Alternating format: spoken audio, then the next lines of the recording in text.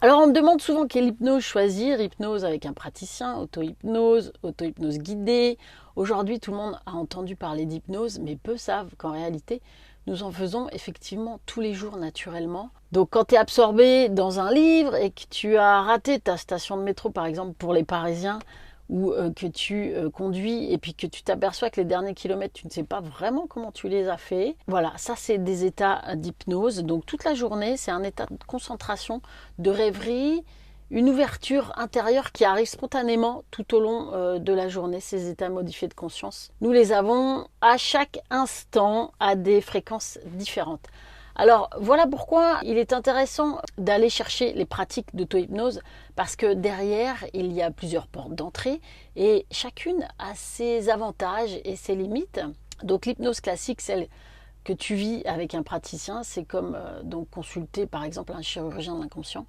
Tu viens avec un blocage précis, une phobie, une addiction ou encore même une angoisse récurrente et là tu vas t'appuyer sur son expérience, son savoir-faire, sa capacité à contourner tes résistances intérieures et il va t'accompagner avec des protocoles adaptés à cette situation et donc tu n'es jamais seul. C'est puissant pour des problématiques lourdes, celles que tu ne veux pas forcément porter seul.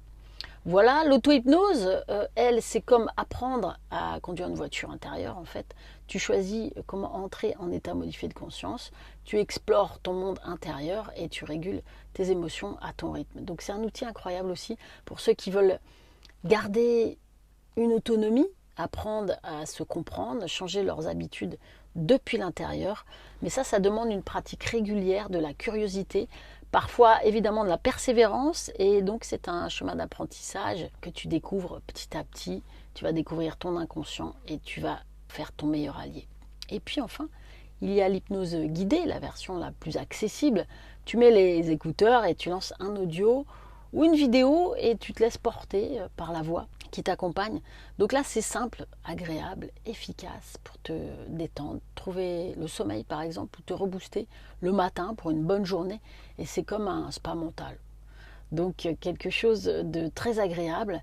Évidemment, ça ne remplace pas les accompagnements sur mesure. Alors comment choisir? Eh bien, tout dépend de ton besoin du moment, besoin de profondeur, travailler un ancien blocage. Tu vas voir là un praticien, envie d'apprendre à explorer, à être autonome dans ta transformation. Là, tu vas plutôt pratiquer l'auto-hypnose. Et puis un besoin de calme immédiat, de confiance retrouvée, de sommeil plus facile. Et là, tu vas suivre une séance guidée. Alors évidemment, l'important, c'est pas de trouver la meilleure technique, c'est de trouver la bonne technique pour toi. C'est de combiner un accompagnement ponctuel, une pratique régulière et des audios guidés au quotidien. Parce qu'en fait, au fond, nous sommes tous déjà en état d'hypnose régulièrement quand on rumine, quand on a des croyances limitantes, quand on se raconte toujours la même chose. Eh bien, ça nous empêche d'avancer. Vous voyez que c'est récurrent, on reste sur le même hypnose négative. Alors que là, on va vers l'hypnose positive. Et donc, c'est un vrai choix. Reprendre vraiment la main sur son état intérieur avec des portes qui s'ouvrent et qui te parlent plus pour te connaître un peu plus grâce à la respiration et ces états modifiés de conscience. Tu vas retrouver tes capacités.